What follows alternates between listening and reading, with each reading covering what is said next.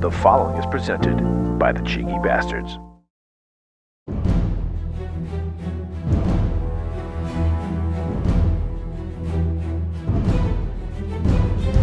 Brace for impact, buckeroos, because your skulls are about to take a gargantuan blast of action-packed jackassery to the fucking ear holes. And audio exposure so mind-numbing extreme protective headwear should be mandatory to listen to this level of inane horseshit. So lock and load, buttercups, and prepare your tiny minds for your monthly assault of grade A action movie mayhem, filled with enough high-octane carnage, insane shootouts, and nose-busting fisticuffs that Michael Bay himself would weep like the little product placement bitch that he is. Now duck and cover, my little cupcakes, because it's time for the Men of Action podcast, a show packed with enough testosterone-filled bravado it could take down a small nation. So here are your hosts, those cheeky bastards themselves. From America, it's the notorious Scott K, and from England, it's the cynical Mr. Smith. They may be secret meat, but you can bet your ass they're packing some serious fucking heat. Shit's about to get explosive. Yippee-ki-yay, you slag-jawed sons of bitches, and welcome to the Cheeky Bastards are the Men of Action podcast. I'm the notorious Scott K. And from the UK, this is Mr. Smith. And we will be your cantankerous, opinionated hosts on this monthly action-filled quest where we pit two kick-ass action films from an action star or action director's catalog against one another in a no-holds-barred battle to the death to see which one truly reigns supreme. And what better way to kick off the new year than with a Schwarzenegger smackdown to see which Schwartz is in fact bigger than the other. But before we go work out in a homoerotic Russian bathhouse, it is my pleasure to welcome in my curmudgeonly co-host all the way from England, Mr. Steve fucking Smith. Happy New Year to you, sir. Happy New Year, and Happy New Year to all listeners all over the world. Especially if you find yourself working out, mostly naked, in a steamy Russian bathhouse workout gym. Now, Mr. Smith, yes. It's New Year's. Oh. Christmas is behind us. Not really, but it will be when you listen to this. Christmas is actually coming upon us. That sounded weird, but hey, take it as you will. Some of you might get come upon at Christmas. We don't know. Merry Christmas to you who do. Oh. Those of us who are still almost at Christmas time, yeah, it's almost here. So by the time you're listening, you're not going to give a fuck. It's just over with. You got the hangover from New Year's. What is your New Year's resolution this year? Last year, if we recall, it was to not take as many shits on the Marvel Universe, and I think we were able to sidestep that for quite a bit. But Matt, we managed that, and my other was to swear a lot less, and I'm not sure we managed that. No, and I'm going to be honest with you, I don't fucking remember what mine was, so I don't recall what I said. Maybe it was something about, maybe not slagging off Michael Bay as much, but that's probably not true. I probably still would do that anyways. Fuck that guy. We ended up doing a 4-hour podcast about him, so yeah, that backfired. Just a tad. I honestly, I even looked back at the notes. I have absolutely no idea what my resolution was. So it's very clear to me that I most likely did not adhere to it, so fuck it. Do you have one for this year? Did. And maybe I'll write it down for next year. I need to get in shape. At my tender-old age, I'm looking a bit out of shape, so I need to sort myself out. And just so that won't happen, by the way. But, bit of positivity to start the year. We did have a fan write in and just say, make sure Steve also sucks a little less cock for beer change. That was just a suggestion from the fans. $20 is $20. A beer is a beer, you sons of bitches. Hey. A beer is a beer. Well, I keep telling my mum to stop messaging you, I will reach back. Hey, to have your mom stop pestering them, right? I'm not sure your mom's got a cock. That's between you and your mother. Oh, anywho, what am I going to do for this year? I really don't fucking know. How about this? Not start any more podcasts. That's what I'm not going to fucking do this year. I think you do enough, man. Fucking done way too much. It's out of control. Yeah, it truly is. I'm almost waiting for the end of the world just so I can stop. Because I can't help myself. Yeah, so there we go. Steve's going to suck less dick for beer money and also get in shape. And I'm not going to start any new podcasts. I'm going to continue to swear. That's just going to happen. That's impossible to stop. That seems doable. It's not going to happen, yeah. All right, so we can wrap that up nice and easy. So now that we are on our second official episode on this new journey, we once again are going to bring you good tidings of a new year with some recommendations. It's time for the Cheeky Basterds monthly movie or show recommendations.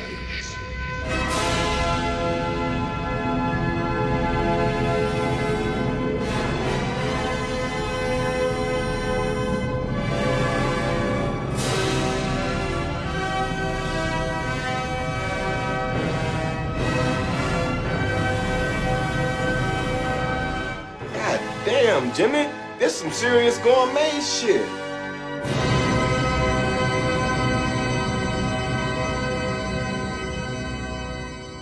We last year did an entire episode at this time of year to our 5 favorite and 5 worst. We're not going to waste your time this year. We're going to send it out like we did during the Bay time. We'll put our 5 favorite films of the year and our 5 worst films. You'll find those on our socials. The links to that are always found in our show notes. But we will kick off this season of a new year, a leap year, let alone. So it's going to be a longer fucking year. True. Also here in America, at the end of it, we have another fucking election coming up. So it's going to be a real shithole, to be completely honest with you. So 2024 is going to really suck. We'll be doing Olympics, I think, here and there. I don't know. A lot of fucking jack foolery is going to happen in 2024.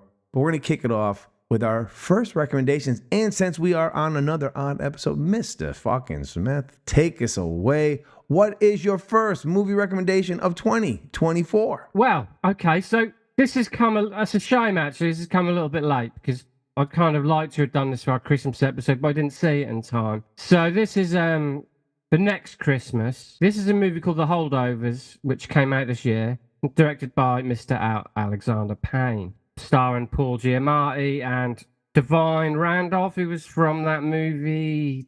Yeah, that movie where the guy does that thing to those other people, and you're like, whoa, why'd we do that? That chick, Please check out Steve's Letterboxd for more amazing insight on what films. the fuck was her name, man? What was that movie she was in? I don't even know who you're fucking talking about right now. Do you know what? Can we just scratch that and start again? Because I think I got the wrong woman.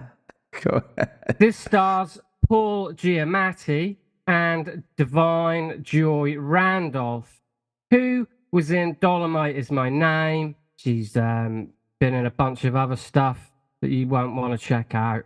But this is a great little Christmas movie. And I'll go into the story, which is as follows. Nobody likes teacher Paul Hunnam, played by Mr. Paul Giamatti. Not his students, not his fellow faculty, not the headmaster, who all find his pomposity and rigidity exasperating. Wow, can you believe I just said that? With no family and nowhere to go over Christmas holiday in 1970, Paul remains at school to supervise students unable to journey home. After a few days, only one student holdover remains, a troublemaking 15-year-old named Angus, a good student whose bad behaviour always threatens to get him expelled. Joining Paul and Angus is head cook Mary, an African-American woman who caters to sons of privilege and whose own son was recently lost in Vietnam. These 3 very different shipwrecked people form an unlikely Christmas family, sharing comic misadventures during 2 very snowy weeks in New England. The real journey is how they help one another understand they are not beholden to their past and that they can choose their own futures. Now, I love this movie because, as we were talking about last episode, Christmas movies, you know, they tend to be pretty formulaic, and as long as there's a Christmas tree in the background, you know, that's always about some chick who goes back to her hometown and ends up fucking the mechanic she left years ago, and it all happens all over Christmas. So it's the magic of Christmas. He gets to empty a sack, bada bing, the usual. Boom! This is like one of those movies where it just so happens to take place over Christmas, and the situations just naturally lead to things working out in a sort of unorthodox way. But you know, it is quite heartwarming, and the spirit of Christmas comes through just in a more natural way, without it being so forced and saccharine. So they use Christmas as more of the backdrop as opposed to the reason. Yeah, it's not about Christmas. Yeah. It's just about these people who are kind of, you know, almost like, not quite like, but kind of like the Breakfast Club. They're all forced together, but they're not kind of each other's favourite person. But, you know, they find common ground and they end up helping each other out. And through doing that, they kind of connect. And then you get that kind of warm feeling, you know? But you get it naturally. You don't get this kind of forced bullshit. You know, it's just a sweet film that's very subtle and clever and well written, and that is my recommendation for this month, but for next Christmas. This is certified gourmet. It is out here in the States. I have yet to see it, but now that you have recommended it, I will have to check it out. And it's a very interesting recommendation from someone so surly and cynical to find a heartwarming Christmas tale with Mr. Paul Giamatti. Ladies and gentlemen, I think 2024 may be the year of the softer Steve. We will see. We shall see. Although we have not got to our horseshit recommendation, so things could quickly turn on a dime. All bets are off in a minute, believe me. Well, that will bring me to my first recommendation, and I will preface this by I was going to watch the sequel first. The sequel for this movie came out on Netflix a couple weeks ago, and it was the sequel that made me go, you know what, I should probably see the first one before I just jump into this cool-looking sequel. The sequel is pure fucking dog shit, and if it hadn't been for the movie I'm going to talk about later, it would have also been my pure horseshit recommendation for the year, but something else beat it. My recommendation is Believer from 2018. Believer is a South Korean crime film that stands as a testament to the brilliance of Korean cinema. A low-level drug dealer facing prosecution conspires with a dangerously ambitious cop to bring down a major Asian cartel psychotic kingpin in this electric crime thriller based on Johnny To's critically acclaimed Drug War. Directed by Lee Hae-young, this film masterfully combines intense action sequences with a riveting plot, keeping audiences on the edge of their seats from start to finish as we try to piece together who the mysterious Mr. Lee is and who is only treading on his namesake. The film's meticulous storytelling, coupled with stellar performances by the cast, brings to life a complex narrative that delves into the dark realms of crime and morality. With its sharp cinematography and well-executed twists, Believer captivates viewers with its sheer intensity and leaves a lasting impression.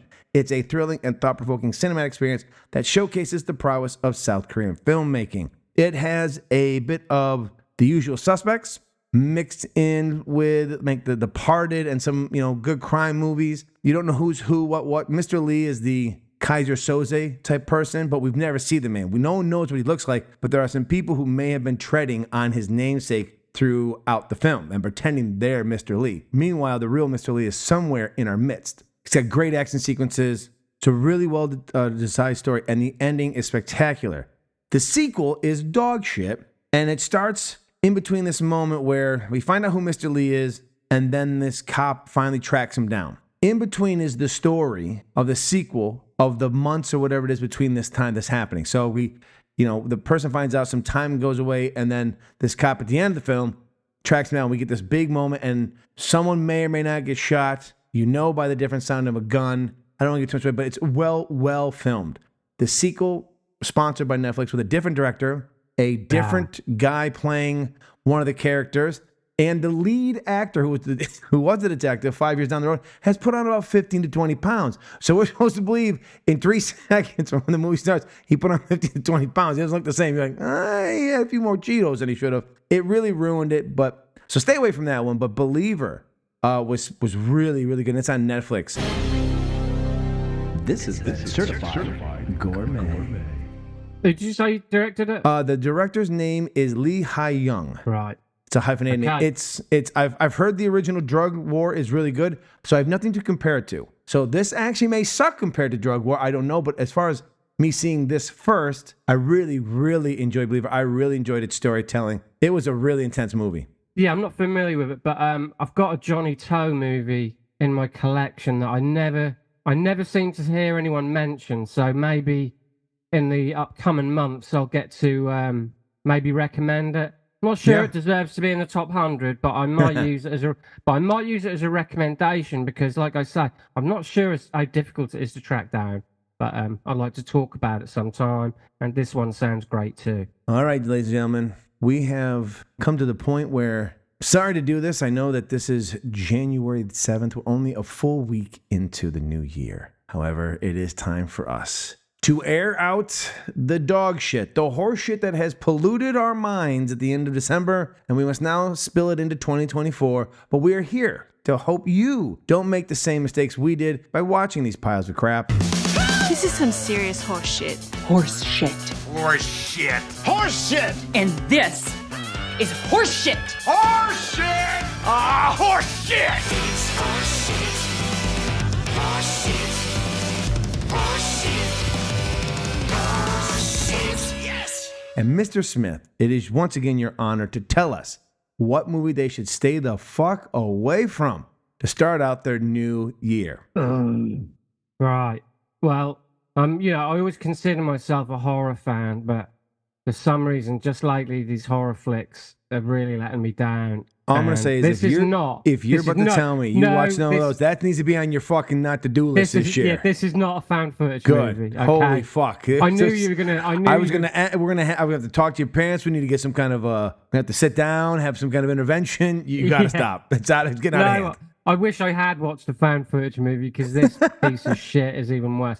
Right, it's called The Puppet Man from 2023, directed by Brandon No Brain Christensen. The Puppet Man is a convicted killer on death row, and he always maintained his innocence, that it was an evil force controlling his body as he slaughtered his victims. Now, Michael, the killer's daughter, yes, that's right, Michael, the killer's daughter, begins to suspect that there may be some truth to her father's claim when those around her begin to die in brutal ways. She must try and break the curse of the Puppet Man before all her loved ones are killed. Now this is it, right? So first question: do they tell you why her name is Michael, or is this just? Well, it's M-I-C-H. Well, it's M-I-C-H-A-L, but it is Michael. But that's really slightly kind of throws you off a bit, you know. I mean, I've got call yourself what you want. Yeah, but they don't. They're just like we named him after her father or something. We're just gonna hey, it's Michael. Hey, this is my daughter, Steve. Yeah, what? We just leave it there. All right, good. Yeah. Cool. But anyway, so this is a Shudder movie for a start. So the warning signs are immediately there, okay, because they release a lot of shitty movies. But this is kind of so exposition heavy, doesn't really add up to anything. And it's so derivative, like there's elements of It Follows and Carrie, and one minute's a serial killer movie, next minute there's about a cult, a religious cult. Next minute is supernatural. It can't make his fucking mind up. It ends with a possessed toy. Oh, what a twist! Well, that is literally the only thing that probably is A is the only thing that's missing from this movie, and B is probably the very thing that could have rescued the movie, was if some little fucking, psycho doll was running around stabbing everyone in the kneecaps. I swear for like the first hour, nothing happens, really. And it just is shot like an episode of like, I don't know, whatever, like Riverdale or some shit. I don't know. The acting's pretty middle of the road. The gore is pretty much off screen, out of focus, or just shown in a police photograph later, and it just doesn't really deliver on any level. Like I'm more than happy to watch a shitty horror movie if it's gory, yeah. But this is just so mundane and banal. You know what? Fuck this movie. The Puppet Man from 2023, Brandon Christensen, who's made a few other movies as well, but this is not going to make me want to go back and check them out. This is certified horseshit. This guy just, took 2 hours of my time. He's got someone else's hand up his ass. He's a puppet, man. Yeah. Oh, Jesus, yeah. Avoid like the plague. Well, Mr. Smith, you already know my pick. Now, I was really hoping my pick is a movie that I wanted to see because I was excited. We just did our first Man of Action spot where we did 2 violent Christmas movies. We did The Fat Man, and we did Violent Night. So when the movie was coming out called Silent Night, I thought, hey, here we go. A little more violent Christmas movies. Right up the old Notorious Scott K's alley. And who's coming back? John fucking Woo. He's returned. Woo, he's returned. It's going to be good, right? Like, there's no way it can't be. I was fucking wrong. Now, I was really hoping John Woo's return to American cinema was going to be a big splash. However, the big splash I got wasn't of action awesomeness, but instead shitty toilet water slapping my ass cheeks from a giant elephant-sized turd. This fucking pile of green, mushy horseshit fails to deliver on every fucking level. The cast fucking sucks. Joel Kinnaman looks like whatever it is. Cinnamon Buns, whatever his name is. Joel Cinnamon Buns looks like an angry, constipated man who needs to take a shit as the lead in this film. His character is a mute father that lost the power to speak in the aftermath of a gang drive-by on Christmas Eve, where he also lost his son to a stray bullet. Now, he doesn't say a word the entire fucking film. In fact, no one talks outside of news reports on a TV or the squawk of police radios. The storyline fucking sucks. John Woo took the title of his film literally.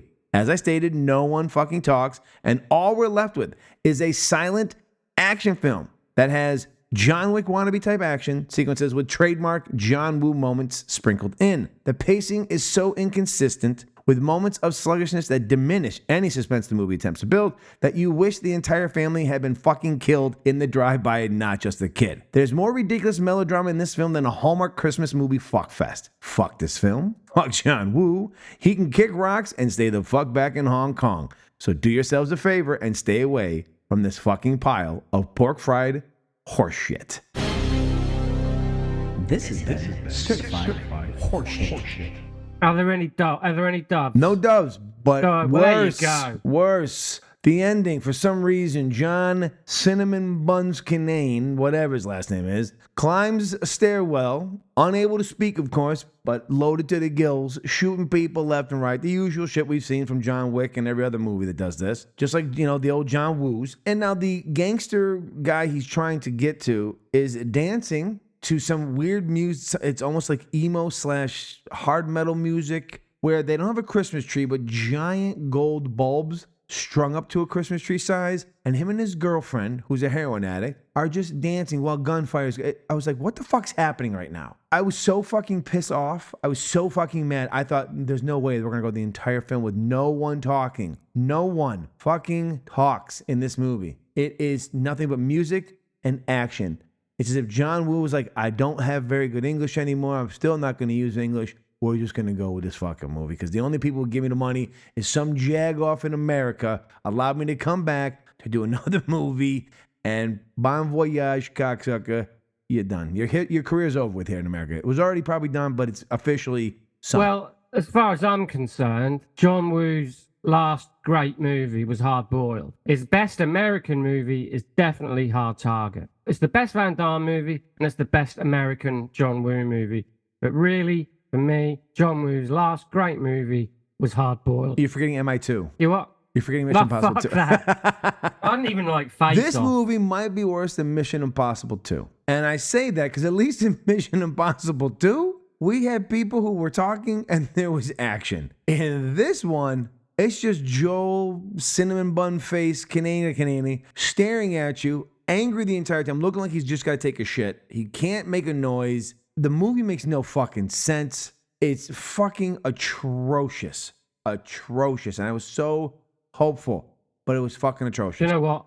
Well, personally, I'm not surprised. So, you know, like I say, John Woo, you know, he never made it in the States. So I know everyone probably thinks, how can you not like Face Off? It's quite easy, actually.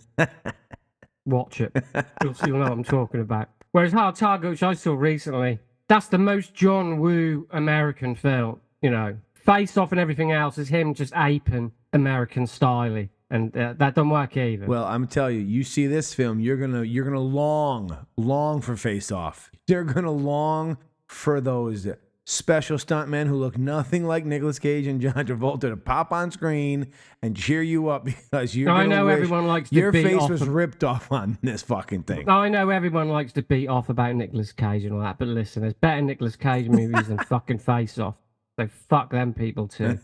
Watch Hard Target. Watch Hard Boiled. Watch The Killer. If you can track it down, watch Bullet in the Head. But fuck everything else. All right, well, it's time for this month's fucking showdown, the Schwarzenegger Smackdown. You're going down, man. You're going down.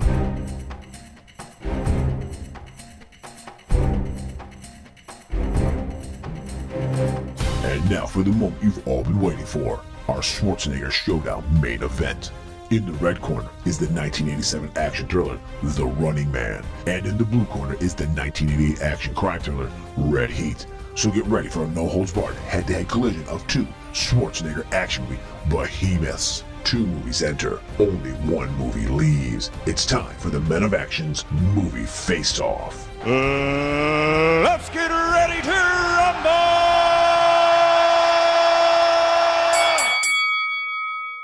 Now, our 2 films are from 1987, The Running Man, and from 1988, Red Heat. Now, let's do a little flashback before we jump into the tale of the tape for these films. Arnold's career at this point, in 1987, he was at the pinnacle. He hit the big time. In the summer of 87, Predator came out. late fall of 87, The Running Man comes out.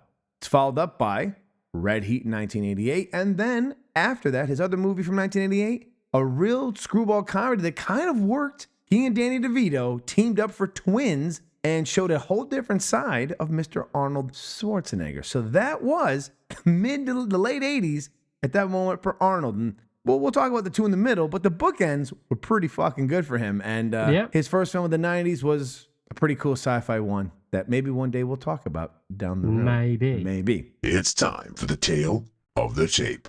The Running Man was written by Stephen E. D'Souza, based on The Running Man by Stephen King under the pseudonym Richard Bachman. Directed by Paul Bunker Glazer, starring Arnold Schwarzenegger, Maria Conchita Alonso, Yaphet Kotto, Richard Dawson, Jesse Ventura, Jim Brown, Erland Van Lint, Gus Rethwish, Professor Toru Tanaka, Mick Fleetwood, Dweezil Zappa, Sven Thornton, and Edward Bunker. Made on a budget of $27 million and grossing $38.1 million at the box office. It holds a 6.7 IMDb rating and a 66 critics and 61 audience score on Rotten Tomatoes. Steve gave this a 3-star on Letterboxd, while Scott gives it 2 stars. In a dystopian America, a falsely convicted policeman gets his shot at freedom when he must forcibly participate in a TV game show where convicts, aka runners, must battle stalkers for their freedom in TriStar Pictures' The Running Man.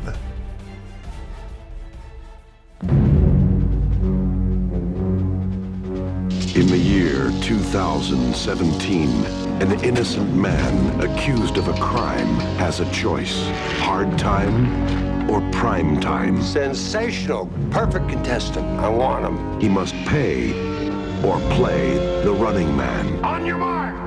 I'll be back. Go! The highest rated TV show in history. Guess they want us to stay. It's a game between life and death.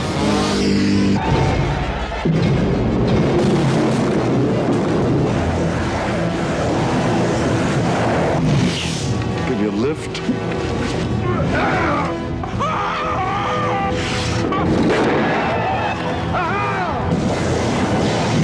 Arnold Schwarzenegger is the Running Man.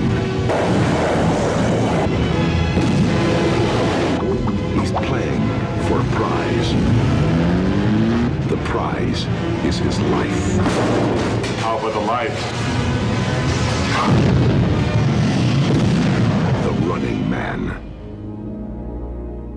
Running Man from 1987. Here's some of the background I found out about this spectacular film. Now, for those of you who do or don't know, The Running Man is based on a novel written by Stephen King under his pseudonym Richard Bachman. Many folks didn't know that, to include the people who bought the fucking rights to the book. They did not know that they were buying a Stephen King written story. They thought they were buying it from some guy named Richard Bachman. Who knew, huh? Stevie King over here doing a few other things. He's going to buy Dickie Bachman. Oh. I like that name better. Oh, can you imagine if that was his horror name? And now the latest horror thriller from Dickie Bachman. For those of you across the pond who don't know who the amazing Richard Dawson is, apparently those who worked with TV game show giant here, Richard Dawson, who did The Family Feud, he was the original host, and he also was on quite a few other game shows as one of the celebrity contestants throughout the 70s. He was actually more like his character Damon Killian in his treatings of his underlings. A little inside scoop here on the old men of action. Now, Erland Van Lith, who played Dynamo, was in fact a classically trained Helden baritone opera singer. And Erland actually sings during his show intro in the film. However, sadly, the actor died 2 months prior to the film's release from a heart attack at the age of 34. Can I just point out that Erland, I knew from a previous favourite film of mine, he played Terror, leader of the Baldies, in The Wanderers. I don't know if you're a fan of The Wanderers. No one fucks with the Baldies? Well, I think. Well, is that where you were going? Have I just fucking ruined? No. I'm sorry. No, I thought you were done with Erland, man. We were done with. Hey, I didn't know that. I didn't know he died 2 months previous to the film coming out. But as soon as I saw him on screen, I was like, that's fucking Terror from the Baldies in The Wanderers, which is one of my favourite films of all time. He was a heavy guy. He was a heavy dude. When I heard he died of the heart attack, I was like, well, that's not really that surprising. You know Yeah, what I mean? maybe not that surprising, but But I was impressed that he was an actual opera singer. That's pretty cool. I did not know that. Now, my dumbass thought this was something different, but Professor Sub-Zero, played by Professor Toru Tanaka, I thought he was a real professor. He is not a real professor. That is instead his professional wrestling name that he used from the 70s to 80s, and he kept it for his professional acting name. So Professor Sub-Zero, played by Professor Toru Tanaka, no degree in teaching of anything, except he'll put his big cheeks on your face in a little smackdown. Now, the once gorgeous and non-crazy sex pot of the mid-90s was a Laker girl, Miss Paula Abdul, choreographed the dance numbers for this film. And many of the girls in it were actual Laker girls. I'd know those moves anyway. Now, this film came out 4 months prior to Predator, as I said. Which also starred Jesse the Body Ventura in it. Hey. Now, TriStar moved this film back 4 months, so it did not compete with Predator. A very smart move on their part, because it would have been buried under the avalanche that is Predator, one of the greatest action films, sci-fi action films ever created. No question. It's not even a discussion. Don't even email us. You can go fuck yourself. There's no discussion. No. And lastly, and we'll talk about this, someone at the LA Times back in the late 80s called this Arnold Schwarzenegger's best movie since Terminator. They must not have seen Predator prior to this film.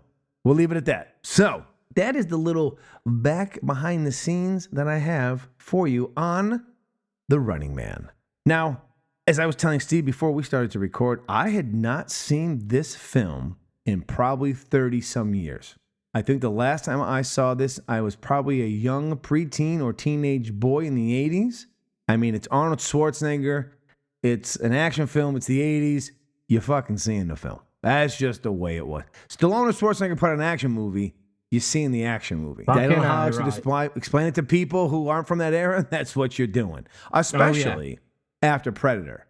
Like, yeah, we knew him from Terminator. Once Predator came out, that was like, okay, Arnie's one of our guys. Like, it's like, you know, Rambo Part 2. Anyone who tells you they were on the Stallone's action with First Blood, they're fucking lying to you. Rambo First Blood Part 2, people are like, oh, what's this? That one-arm machine gun firing. We knew then, like, all right, we've got two guys. I was there from First Blood. I didn't say you didn't like First Blood, but you didn't see First Blood's not an action movie. Yes, I fucking did. But First Blood's not an action movie. No one was like, oh, he's an action hero. But that being said, I don't know if I saw it in the theater. I would definitely have seen it on VHS. Either way, I would have seen it one way or the other.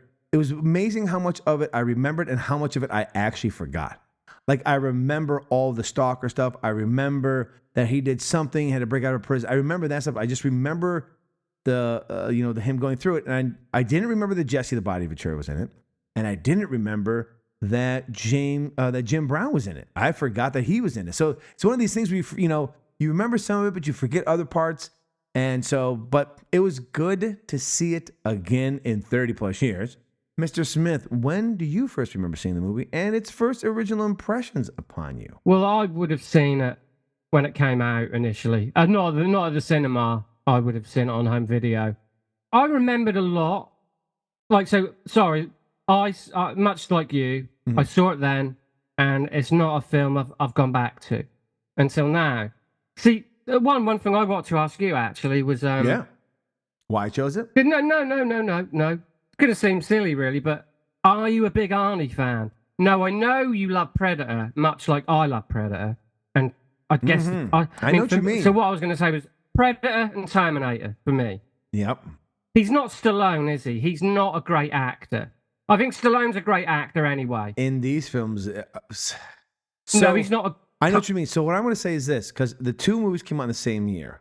McTiernan got him to be really good. He's really good as Dutch in Predator because he's a lot. I'm really no, saying, I know what you mean. though. But in this movie, he's not very good as an actor. No, he's not. It's really strikingly bad. I've got to admit, your research on this. Well, you will have done more research on this than me because this is your topic. You're doing right here. Yeah. But I can't believe they're from the same year. I know. And I Neither. can't believe that Red Heat was only a year later. I know. It's not to jump the gun, but I think he's fucking great in Red Heat. And I'll explain to you why I think he's great when we get there, but I think it's I what think we don't allow him to do and what we allow him to do. yes, absolutely. Someone I else is agree. carrying the fucking. Someone's Yeah. Rick Dalton and someone's carrying the load. And Yes. someone's Cliff Booth in this one. Yeah, I'm telling you right now, it's not Arnie, it's Cliff Booth. Yeah, I agree. So yeah, I saw it initially. I don't think I was that blown away. We'll get into that. And I haven't seen it for a long time. I'm not a huge Schwarzenegger fan. I love Commando like everyone else for the wrong reasons. But Predator and Terminator are just... I think you're right. I think I fell in love with Predator, and there's a few things he's done down the road that are like in Conan. But again, Total I think Recall. a lot of it is Total Recall. I mean, some of it is the directors. Some of it is the directors and knowing what he is and isn't good with. And Walter Hill, when we talk about Red Heat, knew what he is and isn't good at, and made sure that he stayed in his lane. Yeah. And in this movie, they had no one else to go with him. I mean, Richard No, Dawson is that's the true. electric point in this film. No, I mean, it is the Arnie show, this movie. Yeah, well, Richard Dawson, when he's on screen, he's carrying the film. And we're like, Oh, "Phew, yeah. Richard's back. Yeah. But even the Hispanic girl is kind of lost. Yeah, she she's doesn't always help been out a at bit- all. She's I mean, never been great. she was Although, sexy and all, ironically, but... she's big in she's in a lot of Walter Hill movies, funnily enough. But Well, I have an idea why. I think I have an idea. But yeah, so one thing I'll say about this movie is it's a little bit. This should be an Italian B movie gore fest. It kind of dances around the whole like the head explosion thing. Yeah. Which was obviously utilized better in like Battle Royale. Yeah. Etc. There's not enough of that. Yeah. Like, he's fighting with the chainsaw guy. There's a little bit of blood. So you start with how do we start with the highs? We'll start with the highs. We'll get to the lows. Well, no, they're not even lows. They're not lows. They're some of the best bits, but they don't go all out. They don't go there. I love the premise of this film. Great premise, but it would be, wouldn't it? But I love the fact of this game show, this violence. It totally captures the essence of America and greed and its violence. It just really did. Even though it's 2017, I was like, 6 years ago. We're not too far off. No. The essence of it, and it would have made an awesome video game. I'm surprised that video game never came out. If it did, it probably flopped. But the premise is amazing. It's got like an American Gladiator type feel to it. So the story itself was cool. Richard Dawson, it's too bad you don't know who he is, but he is perfect in this film because of who he is, what he represents. Yeah. Like, See, he was I the know who he perfect is. guy Yeah, to play I know this who he is villain. now, but there was no way when I was, 14 or 13 or whatever, that I knew who he was then. The Stalkers, I love the Stalkers. They were cool. I just wish we got cooler kills from them. This is my point, but I did enjoy the movie though. This is probably the most. When we're in the running man part, fantastic. Yeah. Everything leading up to it, it's clunky. You're just kind of like it's really best way I can describe this. It's like someone who wants to have sex and like, I don't need the foreplay. Let's just get to fucking, right? Like, we don't get any foreplay. Like, our foreplay is like, here, I licked a nipple, I flicked your asshole. Can we fuck now? It was just like, like I too wanted to get to, but I was kind of like, I have no connection to any of these characters. The side characters, I could give two fucks about. The girl, I mean, and this is going to sound so terrible, but she's working, when we first meet her, she's working out in like negligee. Like, if she's going to be the sex pot, let's just let her have sex. Like, at this point, let's just do that, because otherwise, you know what this is? This reminded me of our Bruce Willis journey. This is the stuff we talk about. This movie, had it been more exploitive, could have been one of those. That's where like, I was. whoa. That's where I was kind of headed. Because I think this should have been brutal. Because we should have more than just two guys running. It should have been like a team, a bunch of people running at one time, and we could have got all these great people that they pump up, and he's going in, he's going to kill him. It's like Arnold dispatches to them so easily. It's almost as if you're like, this is pointless. Like, he kills every single one of them almost in record time. It's just like, he should be the only guy in the game. And yet you want to see the guy with the chainsaw burns and cut someone up. You want to see fucking Jim Brown, who plays the guy with the flamethrower. You want to see him set someone on fire. You want to see some of these cool kills. And they kill the one black gentleman in it. He gets hit with a chainsaw to the arm or side, and he bleeds out. And you're like, that's weak. That's Yaphet Kotto from like Alien. It's like, I get it, but you're like, okay, he's dead quick. Then the other guy with the glasses, he gets electrocuted real quick. You're like, okay. And that's it. And even the kills of the stalkers isn't that great. You're like, oh man, this is kind of... And the icing on the cake, obviously, you hired Mick Fleetwood from Fleetwood Mac as the leader of the Resistance. And Dweezil Zappa's and in Dweezil there. Zappa. He's all right, though. Dweezil Zappa I can deal with. But Mick Fleetwood, I would say he's miscast, but he's miscast in Fleetwood fucking Mac. Well, yes. He can't act for toffee, can he, this guy? No. That was just... it's just all so weird. And, you know, poor Michael Glazer directing it. He's a little bit of a gun for hire, isn't he? I mean, imagine if John Carpenter directed this. Oh, you know, we're talking. I'm with you. John Carpenter directed this. We get a much. We better... might not be talking about Predator in such a. Or we might be talking about, like, you know, bring back Nicolas Cage. He had the summer of, what was it? He came out with, I think, Face Off and Con Air, where they both did close to like $250 million at the box office in one summer. Predator and this film are on par with that. Arnie's the first guy to own like summer. You know what I mean? He would have owned 1987 with Predator and Running Man if John Carpenter had directed it. It would have been so much better. And it shows the difference between John McTiernan's ability to direct as opposed to this other guy. John McTiernan knew, and we'll talk about Walter in a little bit, John McTiernan knew what he had in Arnold, what he could and couldn't do, what he was good at, and got him to do that, and had great supporting cast. And that movie is so good because Arnold is the star of it. But even when he delivers in this movie, it's catch line after catch line, and it's garbage. And you're just like, oh, this is fucking terrible. Yeah. But when Arnie's doing it, and the other thing, like when he's yelling, get to the chopper, it's not a catch line. It became a catch line because of how he says it, but he's yelling, get to the chopper. And then like when the Predator appears, he's like, you're one ugly motherfucker. Like he delivers it so well that it's become part of the zeitgeist of pop culture that we know that's such a good moment. In this, I put down how many fucking awful porn male grunts did he make when he gets, he's like, I'm like, what the fuck is he deep-throating a schnitzel? I haven't said all this. I did, you know, it's like, I'll say this, like, that's kind of a heroic failure. It's an enjoyable film. It's an enjoyable film, but it could have been. Oh, it could have been so much more. So much more. It could have been. But I feel like that's the director. Oh, 100%. 100%. Yeah, it's the director who doesn't have the cachet to get what he needs. They got the one little head explosion, but that was it. If we had someone on this podcast who could read, they could have read the Run Man short story for us. Yes. We both know there weren't enough pictures in that book. So, yes, to me, it's kind of like that thing of a heroic failure where you're like, you know what? I can see what they were aiming for, but it was placed in the wrong hands, and therefore it can't do anything but come across as a bit lackluster. And well, once they get to the Running Man show, it's enjoyable because Richard Dawson is great. Arnold, we got some cool things with Arnold. There's some, their outfits and the stuff they're doing are kind of cool. Like you can tell the moments there could have been.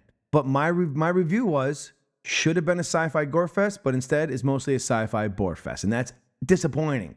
As a kid, though, I remember this being like one of the coolest things I've ever seen, and now as an adult, I go, oh, it doesn't really hold up anymore. Doesn't. But again, I will say this is the most I've ever enjoyed at the same time. Oh, again, yeah, I probably coming across as I don't hate the film. No. It's just I know what it could have been and probably was more in my mind. I can just remember watching it as a kid and being a little bit like at that time because of what I was obviously watching back then. That even then I kind of felt like, yeah, this should be juicier and isn't. It's good enough because it's an action movie and I'm like 13, 14.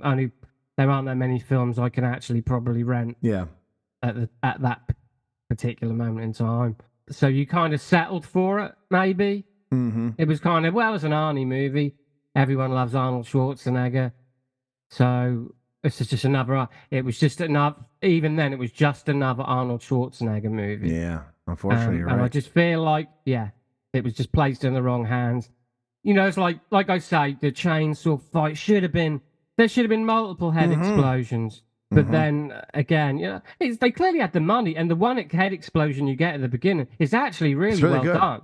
It is really good. Even that can't make no sense. Like half the things that happen early, you have no idea why they're happening, make no sense. It's just to get us to him being captured again and forced to be on this show.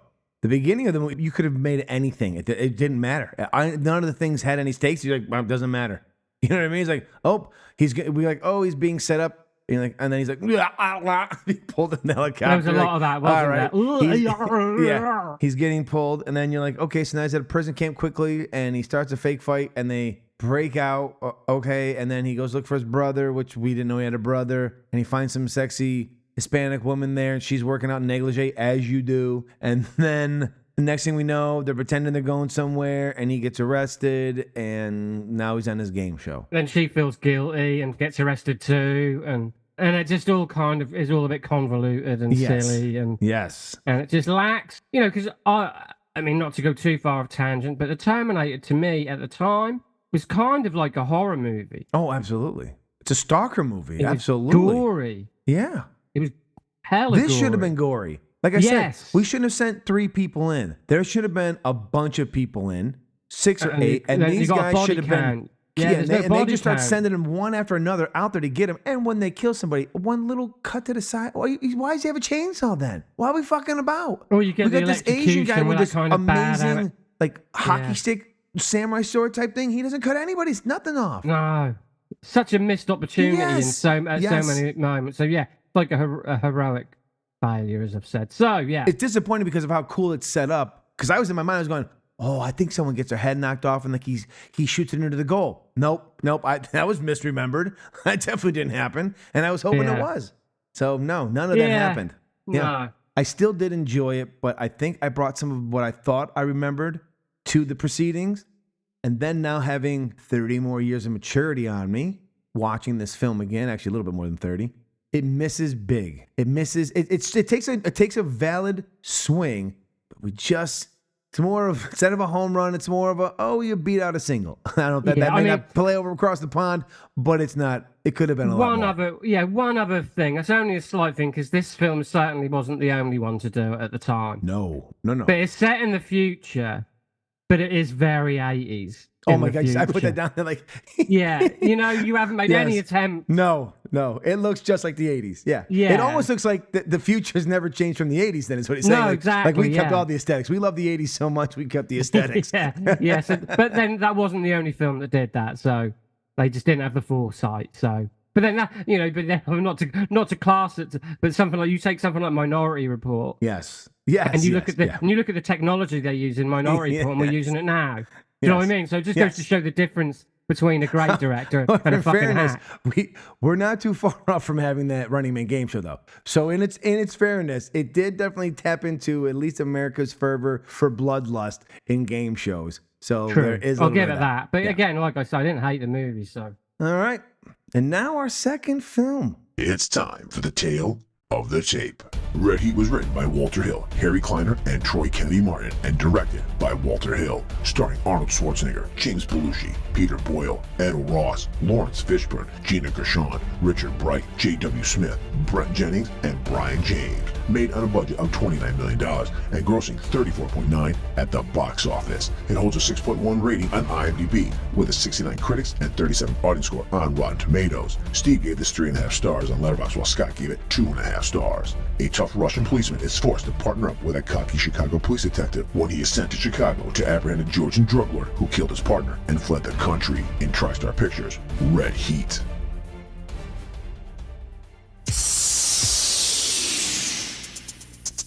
Look, just out of curiosity, how do you Soviets deal with all the tension and stress? Vodka. Police Captain Ivan Danko came from behind the Iron Curtain. Danko, you're welcome.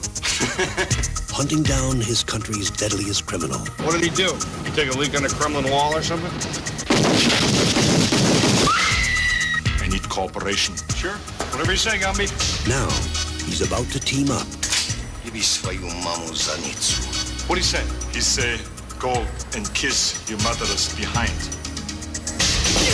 With the most unpredictable cop. How you doing, honey? Drop dead. Thank you. On the streets of Chicago.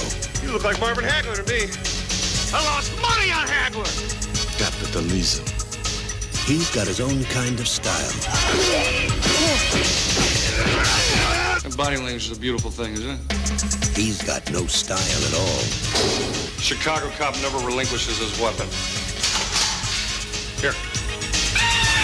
Ridzik is a good cop. Police! And a total expert at fouling up. You did not make it, Victor. You kill a Chicago police officer, Chicago gets him first.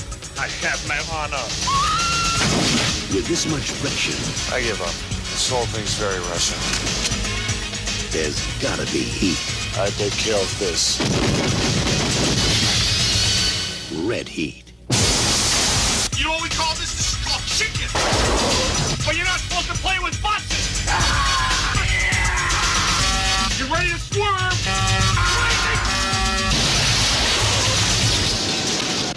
Arnold Schwarzenegger, James Belushi, in a Walter Hill film. Nice work, Gumby. Thank you. I didn't mean that. I know. Red Heat.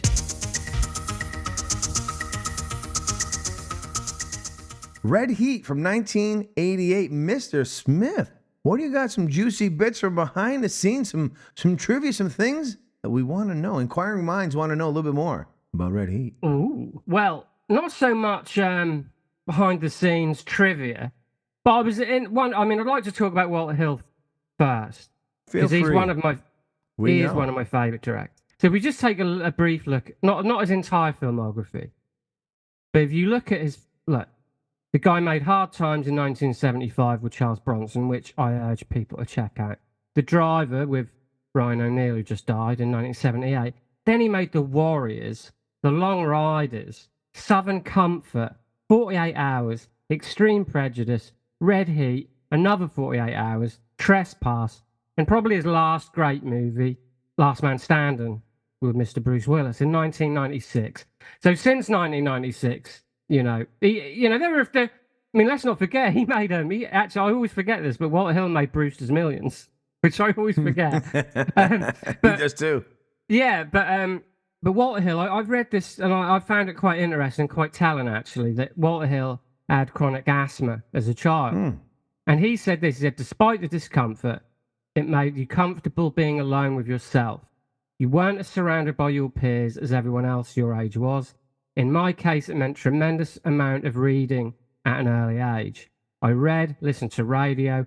I became utterly besotted with daytime serials. It enabled me to live in an imaginary world where one is comfortable with abstract ideas dominated by stories, narrative, and characters. And now the reason I mention that is because I have actually read that Martin Scorsese has said literally the same thing. They're like two sides, Yeah. This guy is like... he's not a hack, that's for certain, but he's a very professional director. I mean, he worked with Sam Peckinpah. This guy's the real deal. So first, I just wanted to mention that the difference in directors. You got Paul Michael Glaser directing Running Man, who was Starsky. Yeah. Starsky and Hutch. But basically, this all came about, Red Heat, because Walter Hill wanted to work with Arnold Schwarzenegger. They didn't actually have a script. But Walter Hill said, I didn't want to do sci-fi, and it's tough to use Arnold Schwarzenegger credibly in an American context with his accent. I thought it'd be interesting if he could play a Russian cop in the US. I wanted to do a traditional John Wayne, Clint Eastwood, larger-than-life movie. He then asked the question, will the American audience accept an unapologetic Soviet hero, someone who will not defect at the end of the movie? They shot in Budapest and Hungary. And in Russia. Yeah, well, the ending is in Russia. That's it. But they were able to. There's conflicting reports here because they were able to film. On one hand, some executives said they were able to film in Russia's Red Square because of the script's positive representation of Russians, with Danko being a stoic, dedicated, and resourceful policeman. But I just watched on my Blu-ray. One of the main producers of the film said we snuck a camera into Russia and filmed in the Red Square. There's conflicting reports there. Now, in the film, Schwarzenegger's character, Ivan Danko, he's using a gun, which he says is the best Soviet gun, a 9.2mm caliber designed by Todd Byron, or something like that. Apparently, that gun didn't even exist. Walter Hill hired a guy called Tom DeFrance, and he designed the gun in San Diego, which he modified from a Desert Eagle as inspiration.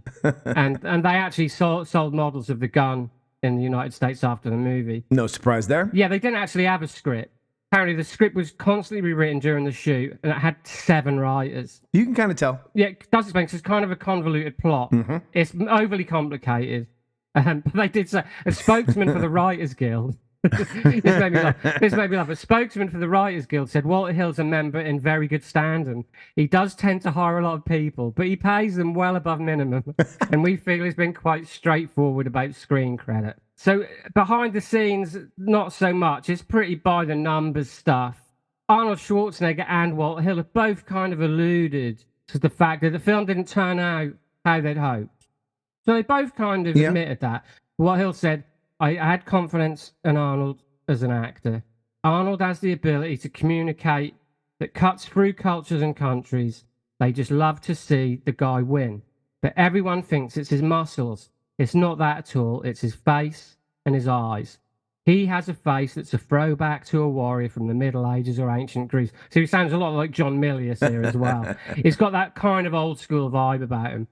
And another thing, Walter Hill said he wanted to use buses rather than cars in the climactic action scene because I thought it would be very appropriate for Arnold Schwarzenegger because he doesn't fit in cars very well. So that's why they used the coaches. So you've got I think you've got James Belushi, who I think is very good in the movie. To me, he's the heart and soul of the film. Yeah, he's kind of the schlubby, sarcastic, blue-collar cop who's also, much like Danko, they've both got a taste for corruption and violence. And this is where him, Ritzik, his name is, this is where him and Danko find some sort of common ground. And there's a great sequence in the film with our two heroes bonding in a diner while Stranger on the Shore plays in the background, which is pure Walter Hill. He's got this romance. This is a love story between these two guys. And that's what buddy movies are. And Walter Hill knows that better than anyone. Because we're talking about the guy who made 48 Hours and basically created a subgenre there. Yeah. There had been cop movies before that with, you had French Connection, you had all these films before that. But he really capitalized and romanticized that element of a story. Oh, another thing. One thing I noticed was there's two actors in Red Heat, a guy called Kurt Fuller and a guy from Sven Thorsen. And they're both in the running now. Yes, they are. But I think I love Walter Hill, and I think he does a really good job in the direction department. I think films like this age well because eventually you can sort of see him as period pieces. Oh, it's definitely a period piece. Oh, this is definitely a period piece because this is Russia. I mean, Russia, the Russia that they're talking about that he's from is no longer there. It's the Cold War time, yeah. Because this is, I'm British. We love, we fucking love buddy cop movies, but also America, hot dogs, neon signs. Yeah. We love that shit. Yeah. We eat that shit up over here, yeah? We do love that. And like you say, James Belushi is kind of like Danko Schwarzenegger looks down on him, and he knows he's a piece of shit. That's what I love about him. That's why I think the reason this film works is James Belushi. I feel that he's channeling his brother, but also some Axel Foley. But what I love about it is some of those cops, like Axel Foley, is so cool that he's in charge of everything. James Belushi's like, I know I'm a fucking schlub. He could die. Yeah, at any second. And he's also like he's not one of those guys like when the guns start firing, he's kind of like hesitant to really get involved. He's kind of like, all right, I got to shoot to stay alive. But, like Axel Foley, some of those, they go, charging into the bullets. And James Belushi's character is kind of like, oh, man. I mean, let's see if he reloads first. You know what I mean? He's not exactly like, I got to get in there and get the shot. And I love that he's not like the guy who does all the kill shots and all stuff. It's like, I love that he stays in his lane, and that's what I think helps this movie move to me. Yeah, and I think his quips are quite natural. Because I don't think he gets enough credit because obviously he's John Belushi's brother. But he lived longer than John, and I think he's in some really good movies. He's very funny. He's a very funny 80s, 90s guy. Exactly. And especially this. I think he really shines in this.